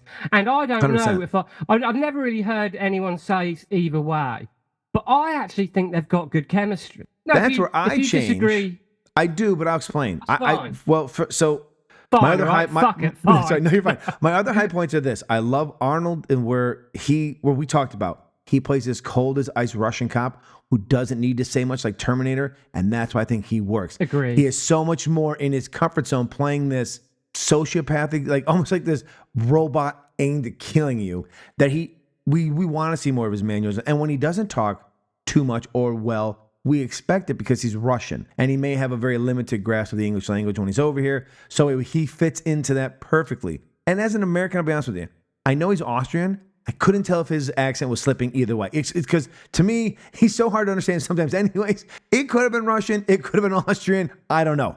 I'm prepared to die on the hill and say, I think he manages to pull off a decent. Oh, me too. I don't even notice. That's what I'm saying. I can't tell if he's slipping in and out of it. I will say I'm completely unqualified, by the way, to say this, but I'm going to say anyway. As a British citizen, who's never been to Austria and or Russia, I can tell exactly. you. Exactly. I need to be in the middle there. I don't want to know. I can tell you right now. I require diplomatic immunity in this situation. Professor Steve Smith. Professor Steve, language novice. I think Arnie does a very good. Mm-hmm. I call him Arnie. Hey, I think Arnold Schwarzenegger, friend of the podcast, listener from what I've heard. I think he does a very good job. And like we said, like we're both kind of alluding to, is that he stays in his lane. Mm-hmm. But and at Walter the same knew what he was getting from him, though. At the same time, the scene I mentioned earlier, when they're in the diner and they're chatting, they're finally bonding, and especially at the end when they swap watches, I found that. I know, but it's Belushi who carries the scene. That's what I'm saying. No, it's Belushi just Belushi may carry it. Yeah, but I know what you mean. But I think it works. Ultimately, I think it works. And I think, as buddy cop movies go, this is a good example. This isn't peak Walter Hill, but it's a good example of a buddy cop movie. There are lesser ones that are more well known. But I think this is a good example and also it's very violent. It's good violence. So yeah, that's two more of my high points were the shootouts were really awesome because they're not like our normal 80s shootouts that we were getting. Like normally it's like a lot of bullets and you're just like, with no real consequences. In this one, it was a lot more tailored to some of the stuff we're used to now, where the shootouts were in hallways, people were actually getting hit, they were loud, they were explosive, they were quick, they weren't like these long, like they didn't go into slow motion for any of them. I really appreciated that we shot this more like a police procedural type of shootout, as opposed to like in the Terminator, like he's flipping out a box of fucking flowers and there's a shotgun, which I like in T2, but at the same time, it doesn't work in this movie. Yeah. And it felt more realistic to some of the 70s shootouts you would get in cop films of those eras. Even his 48 Hours ones have a little bit more drama and flair to them than this one. This was a very gritty, by the books kind of feeling to the film. This is no 48 Hours, and this is a bit. The plot of this does. That's get one of my negatives. Yeah. No, I agree. Well, I'll finish my last high point for you. Yeah, no, go for it. I think what we talked about was right, but I think what helps in this film, Arnold can't act well, but Walter Hill surrounded him with an amazing supporting cast that did the heavy lifting. So Arnold did what Arnold's good at, making a few good quips and being the fucking imposing presence in the film. We let Lawrence Fishburne. We let James Belushi. We let Peter Boyle. We let even Gina Gershon, which we'll get into her in a second, which I'm not 100% why she was in the film, but we let them do most of the heavy lifting, so we don't even pay attention to. So when Arnold says his few things, it's great because we get a great American actors doing the lifting for the American thing, and we've got this guy, this fish out of water in America.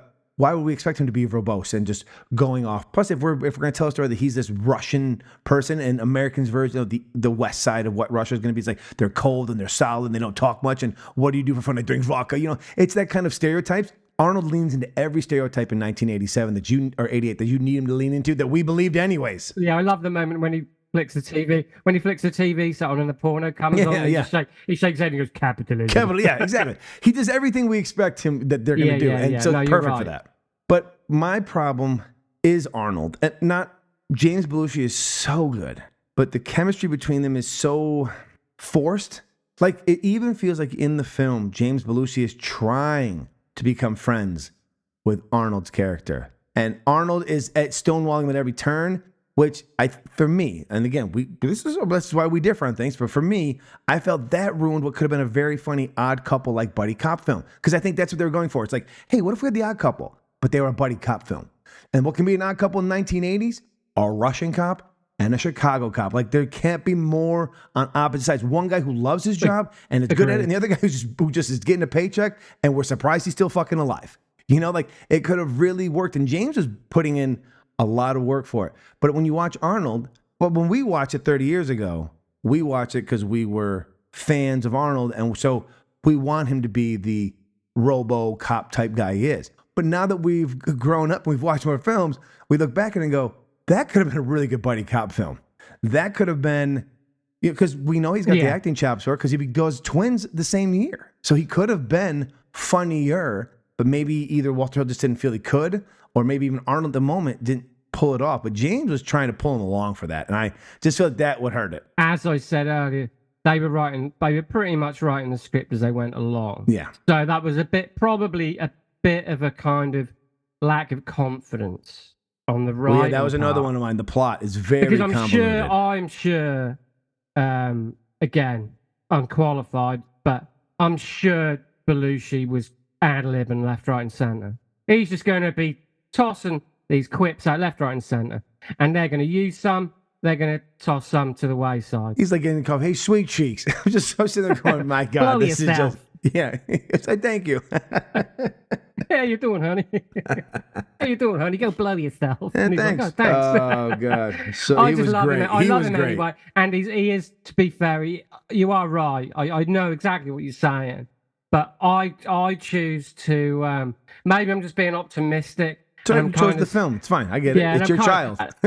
Yeah. My kid's really great. What are you talking about? What do you mean he showed his penis in class? He's not fat. Here. He's not Come fat. on. He's big bone. What are you talking about over here? No, I just choose. I think I just choose to be a bit like, yeah. nah, you know. No, I get you. Danko looks down on Ridsick, and Rick deserves to be looked down. Oh, 100%. And James doesn't try to play it any other way. Yeah, doesn't even try to be a hero happy cop. Yeah, I love it. But I know what you mean. And as we have, so yeah, and you know the whole stuff, all that stuff at the prison and stuff is a little bit unnecessary.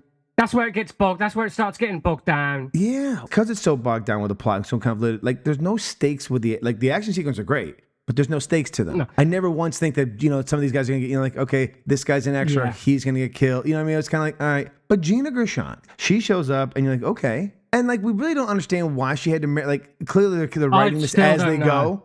Somehow she's married the guy so he can come over and get her visa. We don't know how they would have contacted each other. He's in Russia. She's in Chicago. Not sure how those two ever made contact. Whatever. Or I think he's also been there 6 months. That's the thing, is like, it's a flash forward 6 months without telling us that. That's part of what I learned in this part of the thing. She, all of a sudden she gets involved and she doesn't want to be involved. And then out of the blue, she's fucking dead. Like, we don't even see it. Like, she makes a phone call. There's no way she'd have been killed by anybody, but she just winds up fucking dead. And I was just kind of like, why? Why was she even in the film? At this point, I'd like to argue, but I can't. But I can't, because you're absolutely right. The prison stuff's overly complicated. Her character is all over the place. She does what she can. She does what she can. She's great. Agreed. But like you say, it doesn't make a lick of sense. And then she's just dead. Yes. And it's a bit like, were we supposed to care about this? That's what I'm saying. Like, a lot of the things that happen, we just don't care about the characters. She seemed to have more screen time than that kind of character would normally get. But we still don't really care about it because we never really even knew her. True. So again, so that's another con, or rather than a pro, is that, she's a bit sandwiched in there. She's there for the service of the plot, but then the plot doesn't know what it's doing, so it seems like it just wrote itself out at one point. Absolutely. I'm not going to say this is a fact. This is just my hypothetical. Maybe Walter Hill was trying to bang Gina Gershon. She don't want to give him none. He fucking whacked her early in the film. He's like, you know what? You're not making it to the credits. Done. Get your mind out of the gutter. You're probably right, though. It's 1980, so who son. knows? Who knows? But at the end of the day, for me, I'm just going to say this. I think this is a great example of an 80s buddy cop movie directed by one of the masters. And Roger Ebert gave Red Heat 3 out of 4 and wrote, the film is punctuated by violence, a great deal of violence, although most of it is exaggerated comic book style instead of being truly gruesome. Walking that fine line is a speciality of Walter Hill's. So, for Roger Ebert to give it the thumbs up, it says something about the movie, I think. So, yeah, for me, this is a winner. For me, this is well, I don't want to show my cards for our winning section. For me, I enjoyed this film. The sad thing is this film, as everyone who listened to the Tales of the Tape will know, that it has a smaller rating on each of the IMDb's and freaking what's it called? Rotten Tomatoes. It also made less money than Running Man. Yeah, and true. the one drawback for this film, and I don't want to give away my cards, but I may feel something differently than what I'm saying, is unfortunately, because this film did have so much premise and potential, but once the credits roll, it's not a very memorable film, which is unfortunate. It's just a film that you've watched and you're like, it was good. But you're kind of like, Now, I'm not saying Running Man's more memorable or better, but it's more memorable for certain aspects of what the film was trying, where this one just kind of blends into buddy cop movies that were decent, but you just go, oh, yeah, I saw the film. You're not running out to see it again or suggesting it. However, we both gave this a higher rating on our letterbox than the other film. And we'll get to that in a second when we do our showdown in the winter. But I don't want to give away too much. But I remember thinking after the movie was over, I was like, okay, that was good. But like if someone says, what's the best part of it? I'd be like, maybe the buses? You know what I mean? I'd be kind of like, I think maybe the buses. Well, or I mean, the to two be things I fair- remember the most is them working out almost all naked in that Russian bathhouse for no reason. And then the bus attack. Everything else in the middle is What's kind of no like reason? all over They're the in a place. fucking sauna. I know. What I'm saying And is, naked it's for just that the reason. strange. It's the weirdest. It's the weirdest There's a lot gym of you've titties ever in there seen as well. So I don't know. get too I homo. wasn't. I was. Don't get too happy homo. for some Right? titties. But I will say the only reason I've said it's a winner so soon is because obviously I chose this movie. No, we are. Yeah, That we knew that. Everyone knows coming in. No. There's a disclaimer you haven't heard yet. There'll be a disclaimer. Everyone knows this, Steve. And everyone's like groaning in the background. Oh. Let's go to the card. Our best action sequences. Best action sequences. For me, I would say the best action sequences, because they're a little more spectacular and a little more flair, I would pick The Running Man, as they were more memorable, if that makes sense. I know there were some good action sequences in Red Heat, but outside of the bus chase, a lot of them are just hallway shootouts that just sort of regular hallway shootouts where we had these, and unfortunately, they could have paid off a lot better, as we've talked about in The Running Man. But for me, the best action sequences, in my opinion, were The Running Man. Mr. Smith, where do you land on this one? I think, genuinely, the best action sequences to me are in Red Heat. The ones in The Running Man, they're just too tame. They're just too tame for the kind of movie it's aspiring to be. Whereas you've got a master in Walter Hill. You've got the coach chase at the end. You've got the scene with Arnie in the hotel where he has to use the Magnum 44 instead of the made-up Russian gun, and he's blowing these clean heads, what they were called, the villains, the black guys, and he's blowing them through fucking doorways and windows and all sorts. Ladies and gentlemen, he's blowing them away. He wasn't blowing every guy. That was not how this movie went. That's not what I just said. You said blowing. You know what I meant. You know what I meant. That's obviously triggered something in your head. Steve is excited. Hey, Arnie was blowing. That's triggered. That's blowing guys in windows and doorways. Ladies and gentlemen, if you could see what I can see right that's now, the real Scott's Red getting Heat. a bit carried away. That was the real Red Heat. Calm down. All right, we know you like Red Heat. We pretty much, I'm just going to write down for yours Red Heat all the way down. I do. But I think the action sequences are more violent. There's more blood. It's done by a fucking professional action movie director with an amazing track record. So I don't really see how you can compare the two. Moving on to best supporting characters. Best supporting characters. I've already said it. It's going to be Red Heat because you've got James Belushi is amazing, and even a young Lawrence Fishburne who was still going by Larry at the time in his credits. Yes. Young Larry Fishburne. They are spectacular. Gina Gershon, even though she's, we don't know why she's in the film, but she's pretty good in it. Peter Boyle's great in it. So, I mean, outside of obviously Richard Dawson, there's not a whole lot that is working besides him and But there Arnold. should have been. Should have been. Because you got Jesse Ventura, you got Jim Brown. Yes, but they're rarely used, and so I mean, this is really a no-brainer. I mean, you'd be an idiot to not see the two movies and go, yeah, I mean, Red Heat. James Belushi alone was phenomenal. So, my vote goes for Red Heat, and I'm already going to write down Red Heat for you because I already know that's what you're going to say too. Because it would be actually, if you surprise me and say Running Man, I'm going to say that because I want you wasted time with the amazing. That'd be amazing. And who do you got, sir, for best supporting characters? Well, no, I mean, I'd have to agree. I'm agreeing with you. I'll have to say Red Heat. And I just think that's a tremendous missed opportunity.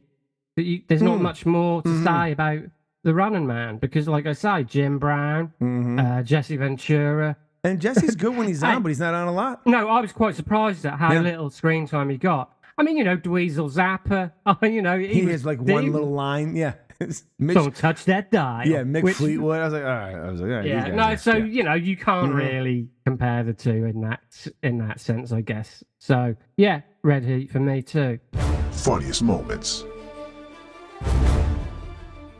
Now, once again, funniest moments are gonna, in my opinion, once again, it's James Belushi.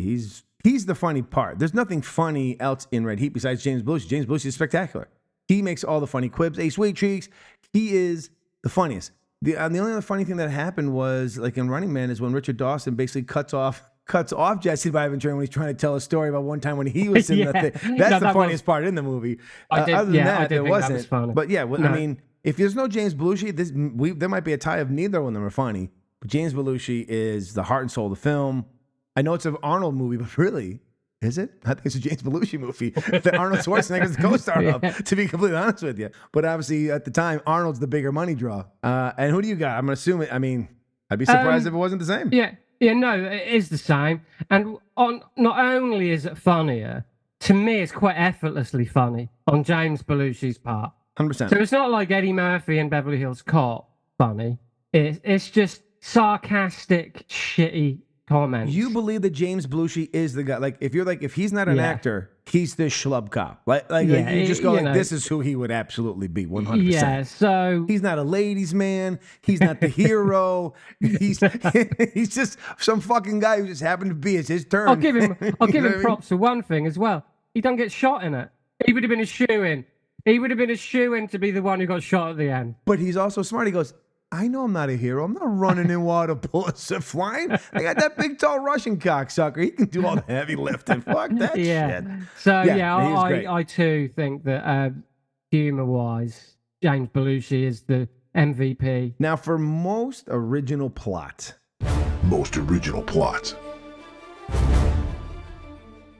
This is the only answer. The most original plot is The Running Man. Whether it was carried out properly or not, we've already discussed that it was not properly given what it could have been. If you give Steve and I, they give him $27 million? You give me $27 million. I'll make this fucking thing pop. I'll tell you right now. He'll be fucking going, The Running Man. Holy shit. So the most original plot is The Running Man. Red Heat is it's a buddy cop movie. We just interchange who it is. And it's disappointing because there is lots and lots of potential with The Running Man. I mean, imagine if this was made like, Grindhouse era. But there could have been some things that could have happened, but unfortunately, it was not. Deserves better, but for me, it's The Running Man as far as the most original plot. Fortunately for The Running Man, it had Stephen King or Dickie Bachman. Oh, Dickie, I might have to read this to see. I'll probably get disappointed. I'll probably read and be like, you cocksuckers. The movie's better. Thing was amazing. No, the movie was way better than this. Dickie guy, what a hack. I will give props to Red Heat, considering it was written on the fly. No, I mean, it was written on the fly while they were making it. Yeah, it was. So I'll give it props in that regard, but it's pretty formulaic in the sense that it's a fish out of water. It's teamed up with a cop, and and hilarity ensues. Yes. So yeah. And people die. You're never going to believe what happens next. Exactly. It goes wrong. What? Originality-wise, I would have to go with Running Man. Now, best action star. Best action hero. It should have been The Running Man. That should have been the action one we saw and thought, wow, that really propelled Arnold Schwarzenegger to the stratosphere if it had been put in like we talked about. But because it's mostly him choking on a dick or something, I don't know what he's doing. I don't know what's happening in some of these scenes. I know. And I was like, God, how did I miss this in the 80s? Like, how do we not remember all this? I was recoiling a bit. I was a little bit like, this is uncomfortable. I know. I'm like, there are people on set hearing this, right? Like, we couldn't dub this? We couldn't get a dub. Exactly. We could have dubbed someone else Sound like fucking Chewbacca. I would have preferred Chewbacca growling in this fucking part. Chewbacca in The Running Man. So, because of that, Walter Hill cast the right person for the right role to be a Russian fucking cop who was just a badass. So Red Heat. I still think Running Man, if had been, like we talked about, if it's John Carpenter, we're not even having this discussion right now. But because it's not John Carpenter, it's fucking Starsky and Hutch fucking guy, we miss out on a huge opportunity for amazing action, crazy stuff. And instead, I would go with Ivan Danko, and Red Heat was the best action star of our two films. Yeah, obviously, I think so anyway, because I prefer the film. But yeah, you have got a lot of good stuff with Arnie in Red Heat. I feel like they didn't really know who Arnie was when they did the Running Man. What they could have done with him. That's like, because he gets his ass kicked a lot in it too, in Running Man, doesn't he? Yeah, but like with no no, real stakes involved. saying. You know, like it could have been cool stuff. What if he cut off one of his arms and he's been forced to, you know, I mean, there's so much potential of what they could have done with Arnold Schwarzenegger. Yeah, so, you know, I would much rather, in a sense, say that Running Man had the best. But again, it's Red Heat. You know, I think the coach chase, the fight in the snow at the beginning. One thing I do like about all Walter Hill movies is when someone gets punched, it sounds like a truck hitting a brick wall. Oh my God, it was one of my notes. It does. It's a classic 80s punch sound. And he does the same thing as Steven Spielberg. When a gun goes off, it sounds like a fucking nuclear weapon. Yes. So, I mean, but, you know, you're talking about Walter Hill is the man. So Ivan Danko is it. And then our better movie. The better movie. Last week we kind of split last month, and but this month I feel that having watching the two, this is a no-brainer. I can say all I want, how the potential was there for something, but potential and actually taking it across the goal line are two different things.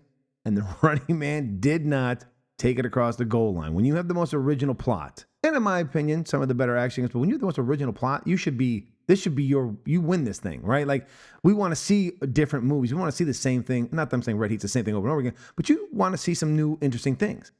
And when you can't pull that across, what the fuck are you doing? So, for me, the better movie, more enjoyable movie was definitely Red Heat. I would rather go rewatch Red Heat again, because at least in that, we don't get any of that. Yeah. We don't get any cock And you might gargle. be able to figure out what Red Heat was about. I might be able to watch it again and go, why does Gina... It could be our thesis. Why is Gina Gershon's character in here? Yeah. How does all these things happen? But yeah, it's a convoluted plot, but it's a better film. It's made really enjoyable, especially because of James Belushi and Arnold Schwarzenegger in the right roles. So for me, Red Heat. I already know your answer, but Mr. Smith, what is your better movie? And why is it Raw Deal? Just coming out of left field, just pulling. What? Is that what we were talking about? Well, Red Heat, look, I'm a big Walter Hill fan. I think this isn't Walter Hill's best, but he just sneaks in there, you know, and delivers. You've got James Belushi. I think the combination of James Belushi, Arnold Schwarzenegger, and Walter Hill is a good concoction, and it works. And the film is not the best buddy cop movie. It's not the best Walter Hill movie, but it purely in comparison to The Running Man, I think it's the better film. But I will say I did enjoy The Running Man though. So it's not a case of, you know, Red Heat is a good movie, Running Man is a piece of shit. I just didn't enjoy Running Man enough, but I did think it was a heroic failure. You know, it's got its moments, and I'll watch it again. But for me, Red Heat is a stellar example of an 80s buddy cop action movie. So that's the winner for me. And the winner is Steve scores the showdown 5-1, while Scott scores it 4-2.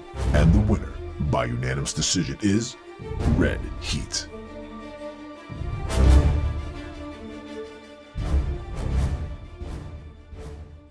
And now it is time for us to induct 4 more films into our illustrious top 100 films of all times. We are inducting today, I believe, 63 through 66. The Cheeky Basterds top 100 films of all time.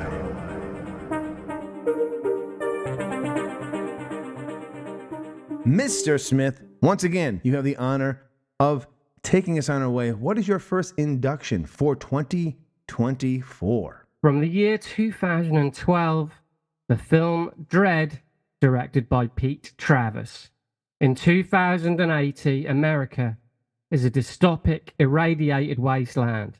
On its east coast, running from Boston to Washington, D.C., lies Mega City 1, a vast, violent metropolis where criminals rule the chaotic streets. The only force of order lies with the urban cops called judges, who possess the combined powers of judge, jury, and instant executioner. Known and feared throughout the city, Dread is the ultimate judge, challenged with ridding the city of its latest scourge, a dangerous drug epidemic that has users of slow-mo experiencing reality at a fraction of its normal speed. During a routine day on the job, Dredd is assigned to train and evaluate Cassandra Anderson, a rookie with powerful psychic abilities thanks to a genetic mutation. When 3 rogue drug dealers are skinned alive, Dredd and Anderson must enter a neighborhood where fellow judges rarely dare to venture. 200-story vertical slum controlled by prostitute turned drug lord Mama and her ruthless clan. When they capture one of the clan's inner circle, Mama overtakes the compound's control center and wages a dirty, vicious war against the judges that proves she will stop at nothing to protect their empire. With the body count climbing and no way out, Dredd and Anderson must confront the odds and engage in a relentless battle against drug-addled psychopaths and corrupt judges to bring Mama to justice. What do you say to that, Scott? Now, you like this better than Judge Dredd from the Stallone movie, early 90s, I believe it came out, like mid to late 90s? Very early 90s, I think, yeah. Well, Carl Urban's interpretation of Judge Dredd leaves Stallone's dick in the dirt, I'm afraid. Ooh, that's terrible No, fucking hey, movie. go. This fucking Judge Dredd sucks. But apparently, like I've been reading up on a lot of this, and you know, fans all over the world have been calling for a sequel to this particular Dredd movie. All right. But it barely made its money back. So it's got a good cult following. But I think Judge Dredd probably maybe heard it. I mean, sometimes you're fucking joking, right? No. Listen, what I'm saying is sometimes it can leave a stain on something. So if fans, I get that. Fans would go to it, but if people went to see Judge Dredd and didn't enjoy that film, they're thinking, how's the new one gonna be better? You know, there's a mentality of people like, I don't want to go see this thing because it's gonna suck. No, I see what you're saying. But looking at the budget and the box office, that shit don't add up. It just don't add up. Yeah, well, I mean, we just talked about 2 films. Running Man made more money and was received better by critics, and yet we both think that Red Heat was the better film. So what the fuck do we know sometimes? Yeah. We know more than you do, people. No, fucking pieces but of shit. I'm a big fan of this movie. So original. I was a fan of it was, from a comic back in the day, 2000 AD. And it's more in tune with that than the Stallone one. Yep. I don't know whose idea it was to take his helmet off. Whether it was his idea. You got to see his face, right? We got to see his face. That's well, no, but there's an I'm saying element that's for him. It's like I got to. No, there is an element of that I believe in, though. Like, look, people see a Stallone movie. They want to see Stallone's face. They want to see Stallone. So I don't know if the studio were like, that's a stipulation of the contract, is like, we need you to fucking... Well, I like Carl Urban anyways, because I'm a big fan of the TV show The Boys that he's on. So I'm a huge fan of Carl Urban. I think he's but I think he does a great job as Dredd, actually. Yeah. You know, I've done a lot of reading up on this, and like I said earlier, fans are screaming out for a sequel to this, but I'm not sure it even made its budget back. So it's like, guys, that's not going to happen. It's a great segue you're leading me for, because I think 2 things. One, looking at what we've got, this is an all sci-fi fucking entry today. 4 films of sci-fi. 2, the one I'm about to induct is also been screened for a sequel and might just get one. And my first induction, the 64th in our hall, is from 2014, and that's Edge of Tomorrow. Directed by Doug Liman, Edge of Tomorrow is a captivating and adrenaline-pumping sci-fi action film that seamlessly blends exhilarating combat sequences with a clever time loop narrative. Starring everyone's favorite Tom Cruise and Emily Blunt, this movie delivers an electrifying experience from start to finish. The story is set in near-future Earth, invaded by an alien race known as mimics. Major William Cage, played by Cruise, is an officer with no combat experience who is unexpectedly thrust into the front lines of humanity's last stand. The film brilliantly portrays Cage's repeated attempts to survive the brutal battle against these formidable foes. Aided by the guidance of Rita Vertasky, played by the beautiful Miss Blunt, a legendary soldier who once experienced a similar time loop. What follows is a mesmerizing tale of survival and redemption as Cage must relive the same day over and over again. What sets Edge of Tomorrow apart is its ingenious storytelling. The concept of reliving the same day each time Cage dies in combat not only adds depth to the narrative, but also creates intense suspense and anticipation. The character development is compelling as well, as we witness Cage's transformation from a reluctant and inexperienced fighter to a skilled warrior through repeated iterations. The action sequences are nothing short of spectacular. The choreography and visual effects during the combat scenes are both thrilling and seamless, immersing the audience in the chaotic warfare against the alien invaders. Emily Blunt's portrayal of Rita Vertasky as a resilient and fearless warrior adds a strong and empowering dimension to our film. Moreover, the film strikes a balance between action and humor, incorporating witty dialogue and humorous moments amidst the intense and high-stakes situations. This blend prevents the movie from becoming overly serious and adds a refreshing touch to the overall cinematic movie-going experience. While Edge of Tomorrow may draw comparisons to other sci-fi classics like Groundhog's Day, it manages to stand on its own with a unique blend of action, sci-fi, and a touch of humor. The film is a testament to the genre's potential for innovation and reinvention and remains a standout entry in it. And now it proudly resides in our top 100 films of all time. I remember going to see this film with my son. I think my daughter and wife and one of her friends went to see something about some girl and boy who get cancer together. So, whatever. I'm sure it was great, but I remember being fucking blown away by this movie. You are a fan of my former podcast. I brought this up on that podcast. I absolutely love Edge of Tomorrow. And recently, Miss Emily Blunt said that her and Tom are excited to do a sequel. We're just waiting for the time to be right. So I think once he's done with the Mission Impossible thing, there's a good chance we get Edge of Tomorrow too. Now, I will always say, I am a little wary of sequels because sometimes they're amazing and you're like, yes, but rarely do they pay off with that. So it'd be interesting how they do it. It's almost a decade at this point since the movie came out. So there's been some time. Who knows what the thing could do? The battle was won. There's these aliens could come back. Who knows what they would decide? But I loved this movie. Who knew that there could be so much heart in a time loop movie? Who knew you could take the Groundhog Day thought process and put it towards war and the seamlessness of like we've talked about. Someone find the people who do the CGI for Doug Liman and who do it for Michael Bay and tell Marvel about it because these motherfuckers seamlessly put it in. You can't even see where it's not happening. Meanwhile, we got these DC and Marvel movies and it looks like fucking pixelated shit on my phone. So, anywho, Mr. Smith, how do you feel about Edge of Tomorrow? No, I love the movie. And I think, look, if you've got Doug Liman, Emily Blunt and Tom Cruise for the sequel, you've got every chance. But no, I love the movie. And it's funny as well. All the scenes of Tom Cruise dying are hilarious. They get funnier and funnier. Do. And Emily Blunt gets more and more frustrated with how useless he is. She's great in it. She is. And then the real heart as he has to keep watching her die over time. Like, she doesn't know he's falling in love with her, but he's falling in love with her. And it's hard. He doesn't want to keep watching her die, which is why he tries to leave her behind the one time. Like, there's some real heart to this movie. Like it's more than just this little fun time loop, just like what Groundhog's Day does. Funny little stuff happens early on. He tries to take himself out of it. Don't drive angry. But then after a while, you start to, once you relive a day over and over again, different things happen to you. And I loved it. Yeah. And the late Bill Paxton was phenomenal in that movie too. Yeah. Bill Paxton, rest in peace. He was spectacular as well. No, great movie. So 63 and 64 are in. That brings us to number 65.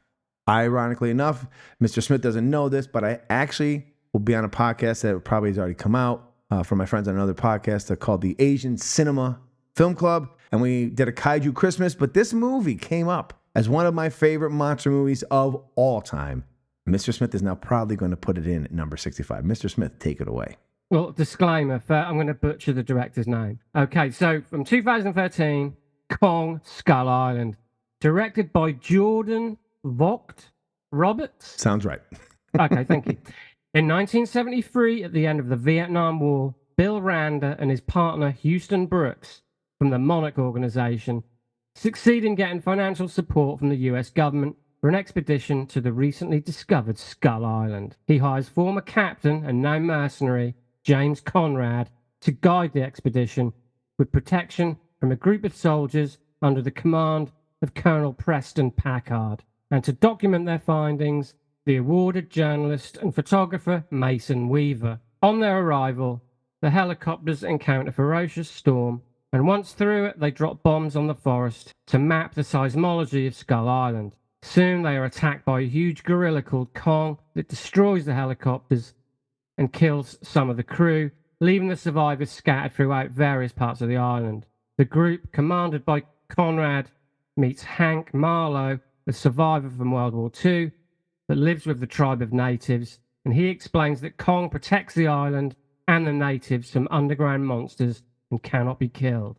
But Colonel Packard is insane, seeking revenge for his men that died, with a cast that includes John Goodman, Tom Hiddleston, Brie Larson, Shea Wiggum, John Ortiz, John C. Reilly, and Samuel Jackson at his snarling villainous best, and top-notch direction and special effects. Kong Skull Island proudly joins the Cheeky Basterds 100 best movies of all time. So you're a fan. So fucking good.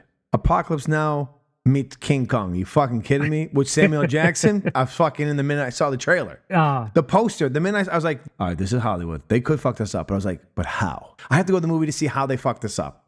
And I remember I think I took my son to it. I remember sitting there going, this is fucking spectacular. Like if every monster movie was like this, we'd all go to them. Like this is spectacular. Well, that helicopter attack, that first, everything's amazing. It's amazing. The CGI in this is impeccable. It's amazing. It was such a good fucking movie. Yeah, I'm no CGI racist. I've got no problem with CGI if it's done properly, and I think this is the best I've seen. The detail is insane on this. Insane. And it's just such a fun ride. Oh, it's amazing. So well paced as well. It just moves along so well. It does things a little bit differently than all other Kong movies have done.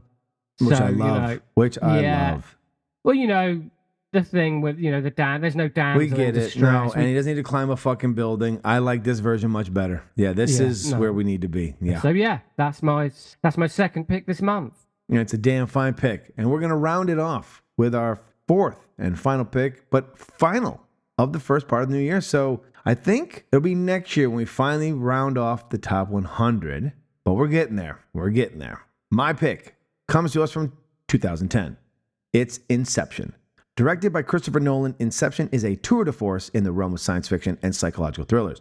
With its intricate narrative, stunning visuals, and a stellar ensemble cast led by Leonardo DiCaprio, Inception stands as a modern classic that challenges the boundaries of cinematic storytelling. The film follows Dom Cobb, played by DiCaprio, a skilled thief with a unique expertise in entering people's dreams to steal their deepest secrets. However, he is offered a chance at redemption and freedom from his past if he can successfully perform an inception, the act of planting an idea into someone's mind.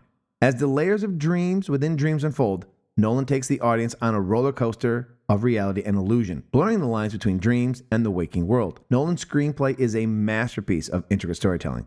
The concept of shared dreaming, coupled with the rules that govern the dream world, is meticulously crafted and serves as the foundation of the film's mind-bending plot. The script explores themes of guilt, redemption, and the nature of reality, inviting the audience to question the boundaries of their own perceptions. Visually, Inception is a feast for the eyes. Cinematographer Wally Pfister captures the dreamscapes and breathtaking precision of seamlessly transitioning between various levels of consciousness. The practical effects and practical stunts enhance the film's sense of realism, even within the surreal dream settings. Inception is not only a technical marvel, but also a film that encourages intellectual engagement. The layers of the narrative demand the audience's attention and reward careful observation. The ambiguous ending, in particular, has sparked countless debates and discussions, contributing to the film's lasting legacy. In conclusion, Inception is a groundbreaking achievement in cinema, showcasing Christopher Nolan's visionary storytelling and his ability to meld high-concept ideas with emotional depth. With its stellar cast, mind-bending plot, and visual spectacle, Inception remains a cinematic milestone that continues to captivate and challenge audiences, and it now takes its rightful place in our top 100 films of all time. When we had a discussion earlier this year, you and I were talking about Oppenheimer as being a masterpiece, but maybe not our favorite Nolan film. I think this is my favorite Christopher Nolan film. I love so much about what Inception is, what it does. I'm a fan of mind-bending plots, of things where you have to talk about afterwards, where there's no, I like ambiguous endings sometimes, like the thing that's an ambiguous ending. Who's really the thing? Who's not? Are they both not? Are they both? I love that kind of thing where the film has a life after you've watched it. And that's what I loved about Inception. I still love Inception. I think Nolan's a phenomenal movie maker, but for me, Memento and Inception are two of my favorites he's done. And The Dark Knight is obviously a masterpiece as well. But there's so much good about Inception. Just so amazing. I mean, I love Inception too, but I'll just say, what a track record the guy's got. You know, He does. Yeah. For me, I would say I think Dunkirk for me. And I understand this. It's been a weird film for me. Yeah, but I understand because it's an English story, so I get why it holds for you. Much like the American mythology of the West, the American mythology of World War II, in general, has been well represented. Yes. Crew. Yeah. Saving Private Ryan, all those other shows. Yeah, this is the stuff that we learn about. And I like how he plays around with the narrative and the time, because you think it's all in a linear fashion, but it's not. Some great set pieces, so well shot. But anyway, that's Dunkirk. We're talking about Inception. Inception is, I mean, it's a heist movie. And then the levels of dreams and how they keep up with the time, and it's just, I like smart thrillers. You know what I mean? Like, there's nothing wrong with smart thrillers. Like the fact that a lot of it isn't even happening. Yes. Do you know what I mean? Yes. Like, yes. You watch it, and you're on the edge of your seat, and you're like, hang on a minute. This isn't actually happening. This is all in someone's all head. a dream. Yes. Yeah, and like you say, some of the visuals. It's a unique, stunning film. It's a stunning unique film that will never. I don't think you'll never get another film like it unless Christopher Nolan does it. And that's a testament, right? Like that's like a lot of times you don't want. There are certain films I don't want another. Do something else. Apocalypse Now. Do something else. Unless, of course, it's Kong Island. I don't want another A Clockwork Orange. You did or another Pulp Fiction. Yeah, I want to see what You've only got so many films in you. That's like when we talk about Tarantino. I don't want Kill Bill Volume 3. You've done Kill Bill. Thankfully, he's not doing that. But you know what I mean? Yep. When everyone's like, oh, maybe he'll do Kill Bill 3. And I'm like, yeah, but we've done Kill Bill. Yeah. He's only got one film left. Don't let it be a retread. Yeah. I want a unique experience. And one thing I'll say, about Christopher Nolan, he gives us these unique experiences. He does. I've grown to love Tenet. I didn't understand, I still don't understand it 100%, but that's why films are rewatchable. You know what? He's the closest thing we've got to Stanley Kubrick. Yeah. And, he should be supporting this kind of cinema above all else at the moment. Agreed. Because he's the only one doing it, quite frankly. I'd rather see 20 films from him and Fincher and others than 20 more MCU movies. But anywho, we're not here to shit on those. We're not here to do that. No. And I will just say one thing. David Fincher's new movie premieres on Netflix. What the fuck is going on in the world that isn't on at the cinema? I know. Thank you very much. And it's so good. Anywho, our inductees for January 2024 are from 2012, Dread. From 2014, Edge of Tomorrow. From 2017, Kong, Skull Island, and from 2010, Inception.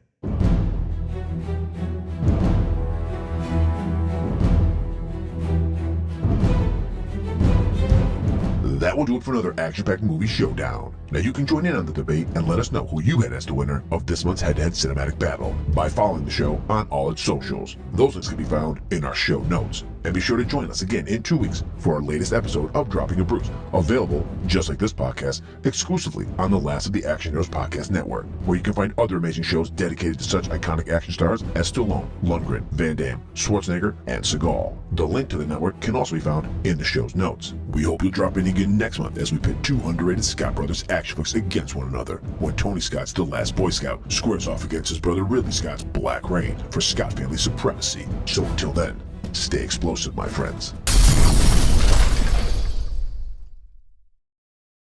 This has been a Man with an Exceptional Beard production.